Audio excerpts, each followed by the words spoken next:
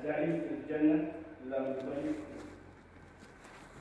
Barang siapa yang mengetahui bahwasanya umur merupakan perbekalan yang sedikit untuk bersafar journey menuju tempat kekal abadi di surga, niscaya dia tidak akan menyia-nyiakan waktu. Dalam arti kata, waktu kita yang diberikan oleh Allah sangat singkat sekali, sangat sedikit sekali. Tapi banyak di antara kita, banyak di antara kalangan kita yang menyia-nyiakan waktu, sehingga waktu itu telah hilang begitu saja tanpa diisi amalan-amalan yang baik, tanpa diisi perbekalan-perbekalan yang baik untuk menghadap Allah. Dalam hal ini ada beberapa hal yang perlu saya sampaikan kepada ibu dan bapak, karena sedikitnya waktu yang diberikan oleh Allah kepada kita, apakah kita umur sampai 70, 60, 50 ataupun berapa tahun saja, tapi kalau kita sudah ada perbekalan yang mantap, yang lengkap, insya Allah itu akan merupakan suatu perbekalan yang apabila kita berjumpa dengan Allah dengan penuh senyum. Dan apabila akhir daripada kehidupan kita akan mengucapkan La ilaha illallah Muhammadur Rasulullah.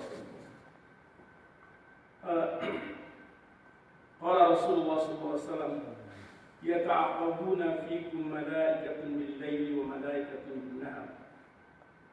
Wa yajtami'una fi salatil fajr wa salatil 'asr. Thumma ya'budu alladziina batu fikum wa huwa a'lamu bihim kaifa taraktum 'ibadi taraknahum wa hum yusallun wa atainahum wa hum yusallun. Para hadirin sidang subuh yang berbahagia, berikut ini saya akan membawakan suatu hadis keutamaan tentang salat subuh berjamaah. Yang pertama tentunya kita telah melaksanakan sebelum subuh kita melaksanakan salat qabla fajr, dan dikatakan dalam hadis bahwa barang siapa yang melaksanakan salat qabla subuh, dia akan mendapatkan dunia dan seisinya lebih besar. Dia akan mendapatkan lebih besar pahalanya daripada dunia dan seisinya. Alhamdulillah semuanya kita telah melaksanakan, dan marilah kita laksanakan ini dengan penuh keseriusan. Kemudian kita sholat berjamaah. Alhamdulillah sholat berjamaah ini, terutama sholat subuh itu diperhatikan ataupun dilihat oleh malaikat. Tadi saya sudah sebutkan, dia ta'aqabuna fikum malaikatun bil-laili wa malaikatun bin-nahar. Datang kepada kalian itu silih berganti antara malaikat penjaga siang dan malaikat penjaga malam. Malaikat penjaga malam pada waktu subuh selesai dia punya shiftnya, dia kembali kepada Allah Subhanahu wa taala. Dan Allah tanyakan kepada mereka, walaupun Allah tidak tanyakan, tapi Allah lebih mengetahui. Ini hanya merupakan suatu pelajaran buat kita. Kaifa taraktum ibadi, bagaimana kamu tinggalkan hamba-hambaku? Lalu dia mengatakan, taraknahum wa hum yusallun. Kami datang, mereka sedang salat, yaitu salatul fajr. Dan kami tinggalkan, mereka sedang salatul asr, salatul jamaah. Jadi silih bergantinya itu pada waktu sholat fajr dan pada waktu sholat asar. Sangat tinggi sekali. Dan apabila kita teruskan, di mana kita sholat berjamaah di masjid ini, kemudian kita teruskan berzikir, kita teruskan bertasbih, kita teruskan baca Al-Quran dan sebagainya, amal-amal yang kita lakukan sampai datang menjelang isyraq, sampai datang menjelang matahari terbit. Lalu kita laksanakan sholat isyraq ataupun sholat isyraq itu istilahnya adalah sholat setelah matahari terbit, kira-kira lebih daripada tingginya tombak. Jadi kalau kita sholat isyraq, ada dua perkataan yang satu adalah nama isyraq, yang satu nama sholat duha. Kalau sholat isyraq adalah sholat awal dari sholat duha. Jadi begitu pas terbit matahari, kemudian kira-kira tingginya setinggi tombak, lalu kita melaksanakan sholat isyraq, itu dikatakan kita sudah melaksanakan sholat duha terbit. Dan kalau itu kita laksanakan di masjid tanpa membuat suatu apa-apa, itu kata Rasulullah SAW katakan sempurna 3 kali. Artinya mereka akan mendapatkan pahala haji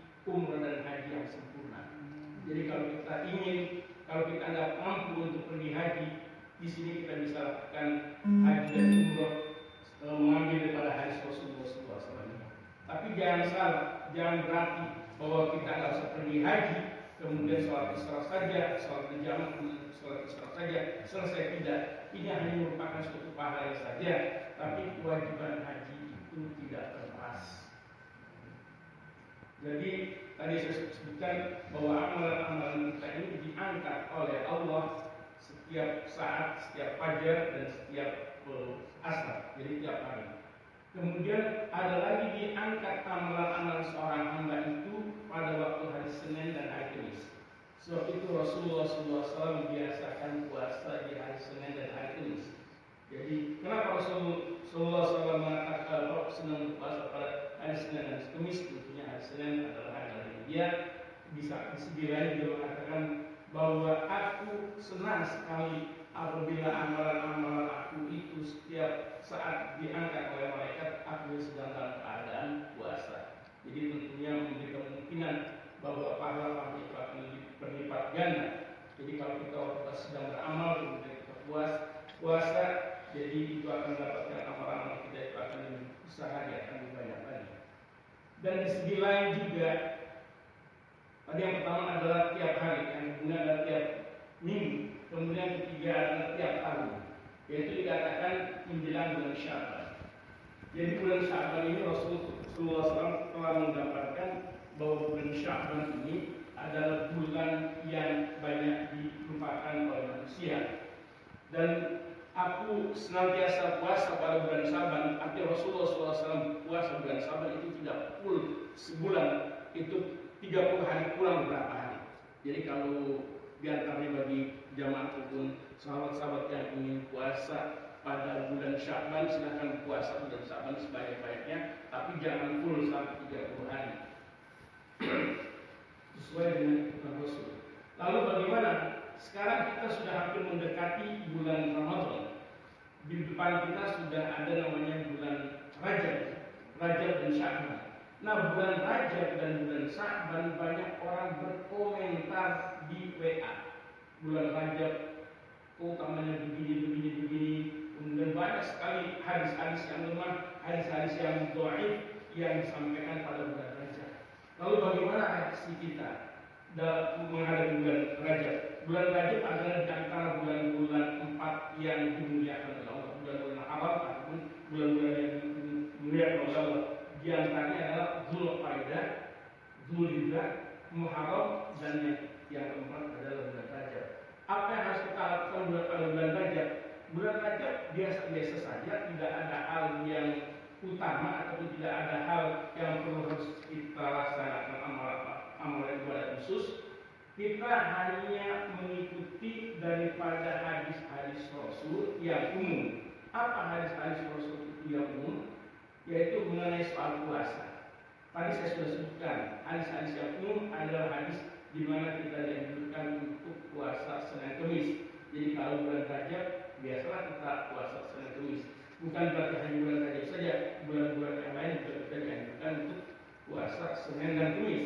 Lalu bagaimana yang berikutnya? Yang berikutnya adalah Ayyamul Bid, yaitu puasa 3 hari pada pertengahan bulan, yaitu pada saat tanggal 13, 14, dan 15 itu kita laksanakan dari bulan Rajab. Bukan bulan Rajab saja, bulan-bulan yang lain pun kita laksanakan. Jadi yang saya maksudkan adalah jangan mengkhususkan suatu amal ibadah di bulan Rajab sehingga banyak hadis-hadis yang lemah, lalu hadis-hadis tersebut yang kemudian diinformasikan kepada yang lain. Ini yang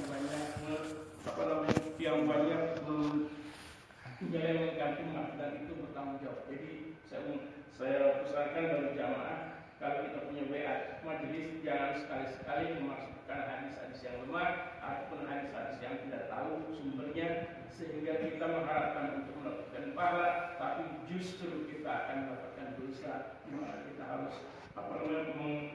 mengklirkan bicara-bicara kita kepada jamaah yang lain. Para hadirin yang sedang Jumat, pada hari ini sedang sholat subuh yang berbahagia, kita juga dianjurkan untuk setelah sholat subuh kita juga dianjurkan untuk baca Al-Quran, kita untuk dianjurkan membaca zikir misalnya kalau kita tidak hafal atau kita tidak tahu baca Al-Quran sedikit-sedikit, paling sedikit at least kita baca surat Al-Huwallahu Ahad misalkan 10 kali. Kemudian juga kita ucapkan subhanallah bihamdi juga 100 kali, karena apa yang kita laksanakan itu kita mengucapkan subhanallah bihamdi, subhanallah bihamdi, subhanallah bihamdi, itu kita mendapatkan begitu banyak, at least 1000 daripada kebaikan dan kebajikan dan 1000 daripada kejelekan itu akan ditinggalkan oleh Allah. Jadi kalau kita laksanakan subhanallah bihamdi, subhanallah bihamdi, kita akan mendapatkan suatu pahala yang begitu besar. Para hadirin sidang Jumat yang sidang subuh yang saya muliakan, di sini sudah saya siapkan selebaran yang namanya, di samping kita mengucapkan subhanallah bihamdi, alhamdulillah, tasbih dan tasbih, dan takbir semuanya itu kita laksanakan. Lalu kita tutup dengan salah satu hadis yang dianjurkan oleh Rasulullah SAW, dikatakan subhanallah bihamdi adada khalqi wa ridha nafsi wa zinata arshi wa midada kalimati. Subhanallah bihamdi adada khalqi wa ridha nafsi wa zinata arshi wa midada kalimati. Subhanallah bihamdi adada khalqi wa ridha nafsi wa zinata arshi wa midada kalimati. Artinya aku memuji padanya sebanyak jumlah makhluknya untuk mencapai ridhonya, seberat timbangan atasnya dan minta kalimatnya. Jadi kalau kita ucapkan seperti ini, seolah-olah kita memuji subhanallah, subhanallah bihamdi dan seterusnya, itu sebanyak jumlah daripada bilangan-bilangan makhluk yang ada di makhluk Allah yang ada di dunia ini. Bagaimana kita menghitungnya? Kita tidak sanggup untuk menghitungnya puluhan hari, puluhan tahun, tidak sanggup. Tapi dengan singkat saja Rasul mengajarkan suatu bonus yang besar, dan kalau kita amalkan, hanya kita mengamalkan 3 kali ucapan itu kita sudah terhitung begitu besar pahalanya di sisi Allah. Kenapa Rasul mengatakan seperti ini? Ini adalah pelajaran yang pernah diberikan oleh Rasulullah SAW kepada istrinya Siti Juwaidah. Waktu itu Rasul berangkat ke masjid, akan melaksanakan sholat subuh, sedangkan istrinya itu ada di rumah. Lalu setelah Rasul selesai masjid, kemudian Rasul melaksanakan sholat duha sejam 2 jam begitu. Kemudian Rasul kembali lagi ke rumahnya, ketemu istrinya, ternyata istrinya masih berzikir. Lalu dikatakan, dia mengatakan, kalau kamu hanya mengucapkan 4 kalimat, tapi mengucapkan 3 kali, dan itu akan melebihi timbangan apa yang kamu lakukan tadi di jam-jam tadi. Jadi inilah yang saya sampaikan, mudah-mudahan hal yang ini adalah merupakan suatu bekal kepada semuanya. Gitu saya sampaikan. Jadi kita jangan lupa pulang berkah semuanya. Itu kok.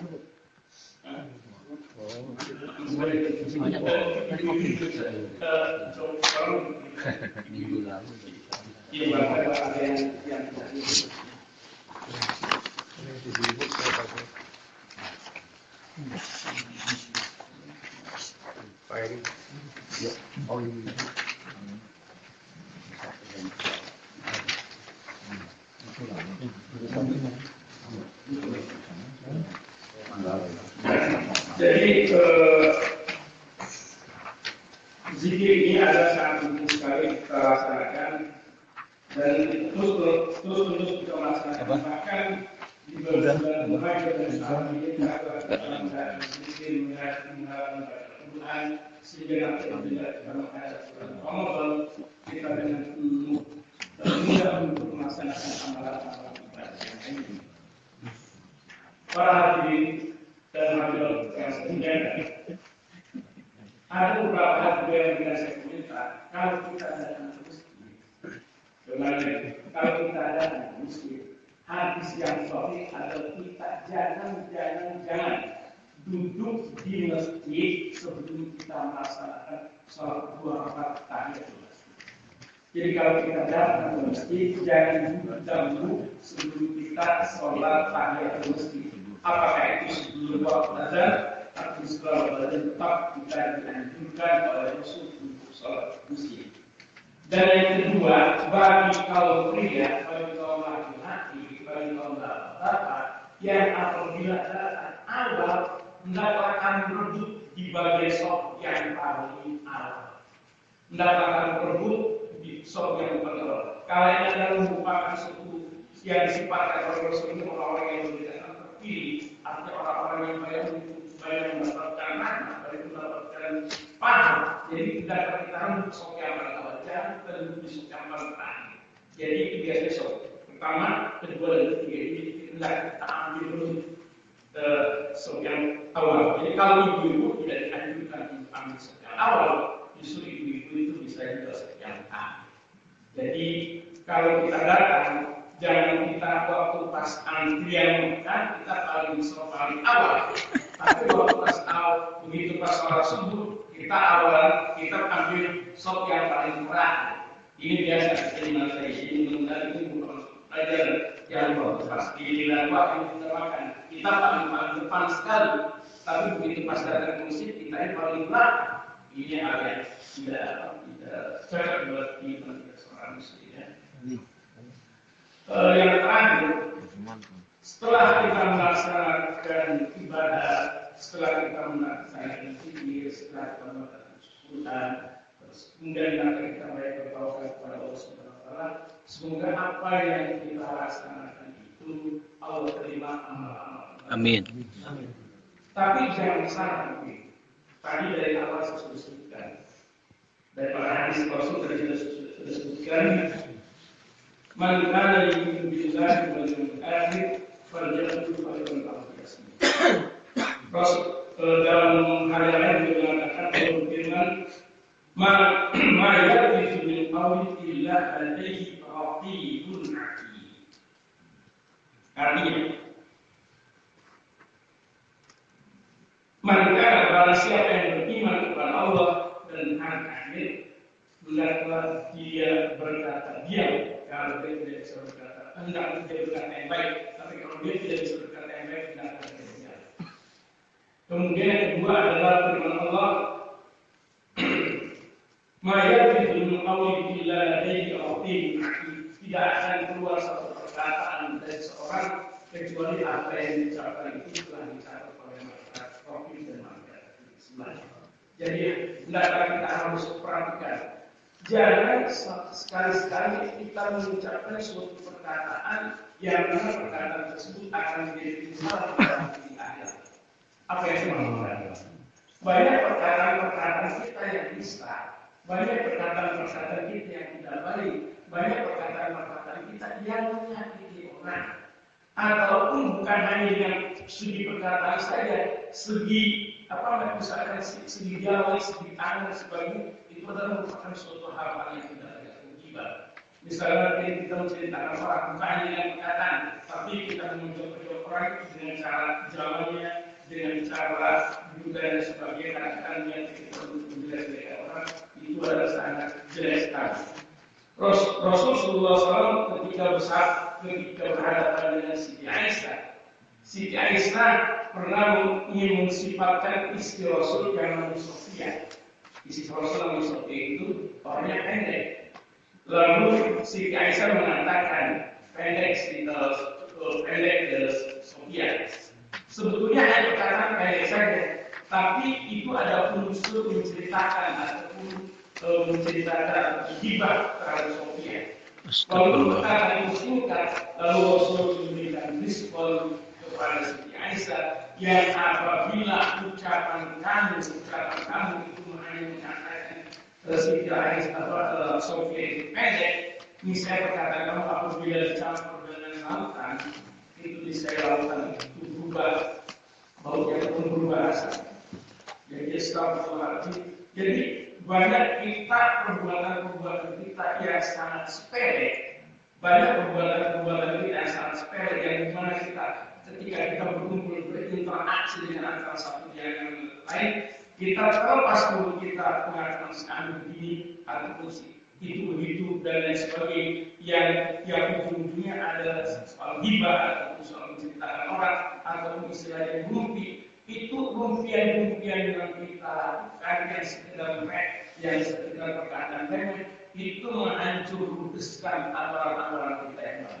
Astagfirullah. Jadi kita rajin sedekah, kita rajin zikir, kita rajin baca Al-Quran. Tapi sebesar saja hanya ucapan-ucapan kita yang muslim saja itu meludeskan amalan yang sudah banyak. Sehingga kita beramal banyak, tapi kita tidak sadar bahwa amalan kita itu hilang begitu saja. Jadi hendaklah kita perhatikan apa yang kita ucapkan. Jadi kalau kita kumpul dan menceritakan orang, hendaklah kita ceritakan yang baik-baik dan janganlah kita menceritakan hal-hal yang jelek, sehingga apabila kita menceritakan yang jelek, inilah yang dikatakan oleh Rasul, itu akan membuatkan clash antara kita dan yang lain. Jadi kalau kita senantiasa rukun, hendaklah senantiasa kita bersahabat, hendaklah kita senantiasa tersenyum dengan teman-teman yang lain, karena di sisi lain Rasulullah SAW mengatakan, khairukum, sebaik-baiknya kamu adalah orang yang akhlaknya bagus, akhlak yang baik. Karena apa? Karena akhlak yang bagus, akhlak yang baik adalah merupakan fenomena, adalah merupakan ekspresi dari orang-orang yang sholat itu benar. Kalau kita sholat itu tidak benar, tentunya kita tidak akan kita tidak akan bereaksi mendapatkan suatu ibadah ataupun akhlak yang baik. Jadi kita akan melaksanakan sholat yang benar, sholat yang betul-betul khusyuk, agar apa yang kita amalkan itu menjadikan agar apa yang kita laksanakan menjadikan reaksi kepada amalan-amalan ibadah.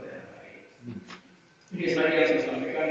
Mudah-mudahan hal ini ada manfaat buat kita dan yang saling memaafkan antara satu dengan yang lain. Tidak usah perlu harus menunggu bulan Idul Fitri dan apabila ada suatu kesalahan, ada sesuatu yang lain, apabila kita tidak hadir, tidak kita tim positif mengikuti mereka sholat subuh di masjid mereka yang dekat. Sebab saya pun sendiri adalah jauh dari sini, tapi saya mengeluarkan waktu, mudah-mudahan seterusnya bisa dipercaya sampai nanti dan yang lainnya.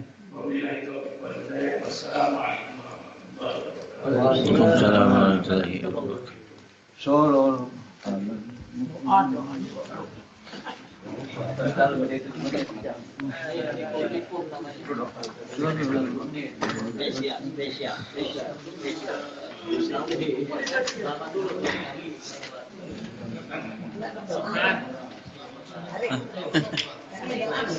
Lupa kayaknya.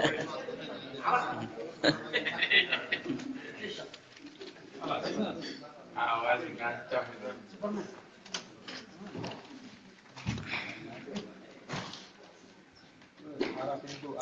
Alhamdulillah. Beginilah subuh di masyarakat Indonesia di Los Angeles. Ayo, masyarakat di Indonesia di mana saja jangan kalah. Kita cari ridho Allah sebanyak mungkin selama di dunia ini.